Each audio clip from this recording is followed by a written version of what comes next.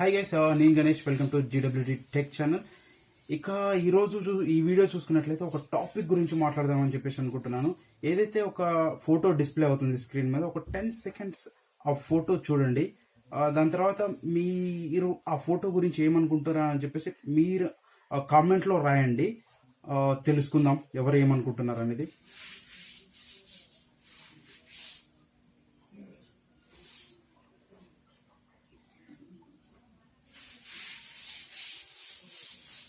ఇక ఆ ఫోటోలో ఏమనుందంటే విత్ ఇన్ 10 years, ఏదైతే 2010 అండ్ 2020 ఉందో, విత్ ఇన్ 10 years లో pilot and cameraman last there jobs because of drone came. ఏదైతే డ్రోన్ రావడం వల్ల పైలట్ అండ్ కెమెరామెన్ వాళ్ళ జాబ్ను కోల్పోయారు. అప్గ్రేడ్ యువర్ సేల్స్ అని చెప్పేసి ఆ ఇమేజ్ తెలియజేస్తుంది. కాకపోతే ఇక్కడ చూసుకున్నట్లయితే డ్రోన్ వచ్చింది, రైట్? డ్రోన్ ద్వారా మనం షాట్స్ తీసుకుంటున్నాం. కాకపోతే అసలు కెమెరామ్యాన్ హెలికాప్టర్లో వెళ్ళి ఎప్పుడు తీస్తాడు వీడియో? ఏదన్నా ఫ్లడ్స్ వచ్చినప్పుడు, అంటే వరదలు వచ్చినప్పుడు, భూకంపాలు అలాంటివి సంభవించినప్పుడు. అసలు డ్రోన్ రేంజ్ ఎంత చూసుకున్నట్లయితే around 600 meters, 700 meters, 1 kilometer range కూడా వెళ్ళదు. అలాంటప్పుడు నీకు మొత్తం గ్రాప్ చేయడానికి కుదరదు.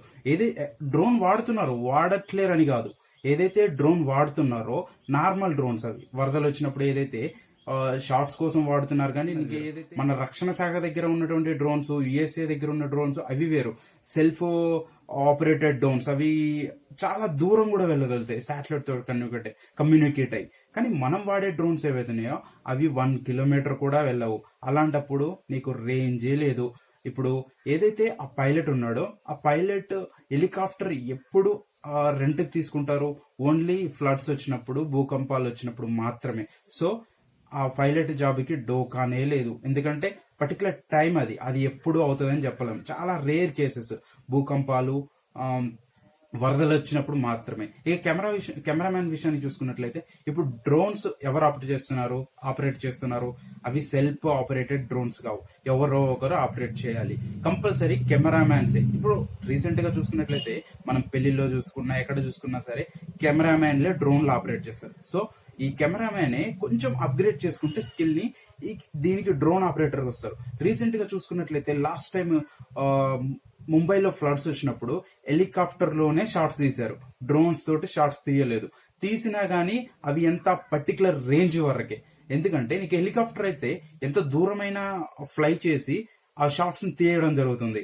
కానీ డ్రోన్ అలా కాదు కదా. మనం ఇంటికాడ కూర్చొని ఎక్కడో నేను 10 కిలోమీటర్ల దూరంలో ఉన్న వాటిని చూస్తా అంటే కుదరదు. కాకపోతే ఈ హెలికాప్టర్ రేంజ్ అంటే చాలా హైలో ఉంటుంది, అది తీయగలుగుతుంది ఎక్కడి నుంచైనా సరే. ఎక్కడి నుంచైనా ఇప్పుడు మన ఇంటి దగ్గర నుంచి ఫ్లై అయ్యి మళ్ళీ ఇంటి దగ్గరికి రావచ్చు హెలికాప్టర్ షాట్స్ తోటి. మనం రీసెంట్ గా ముంబైలో చూసుకున్నట్లయితే హెలికాప్టర్ షాట్ తోటి. కావాలంటే మీరు ఒకసారి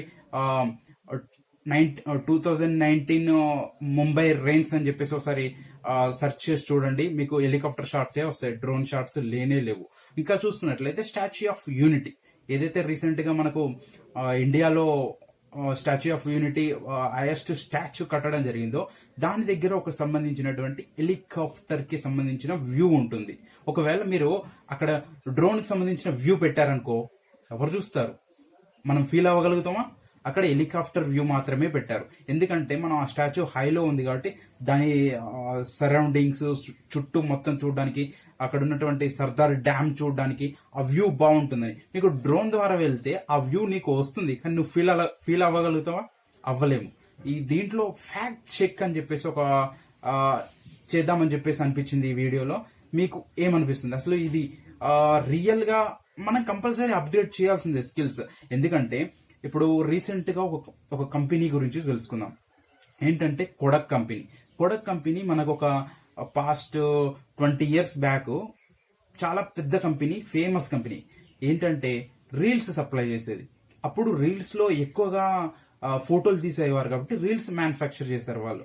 తర్వాత ఏమైంది, మైక్రో చిప్స్, ఏదైతే మెమరీ కార్డులు ఇవి వచ్చాయో దీనికి అప్గ్రేడ్ అవ్వలేకపోయింది, అంటే అది తీసుకోలేకపోయింది. సో శాండిస్క్, ఏదైతే కింగ్స్టన్ వీళ్ళు మెమరీ కార్డులో అప్లై చేశారో, ఏదైతే డిజిటల్ కెమెరాలు వచ్చాయో వాళ్ళ మార్కెట్ బాగా పెరిగింది.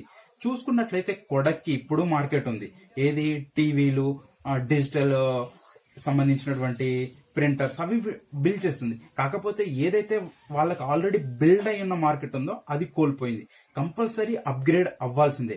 కాకపోతే ఈ ఫోటోలో ఏదైతే ఉందో అది మన వ్యూని బట్టి, ఎందుకంటే ఇప్పుడు పైలట్ కెమెరామెన్ కంపల్సరీ.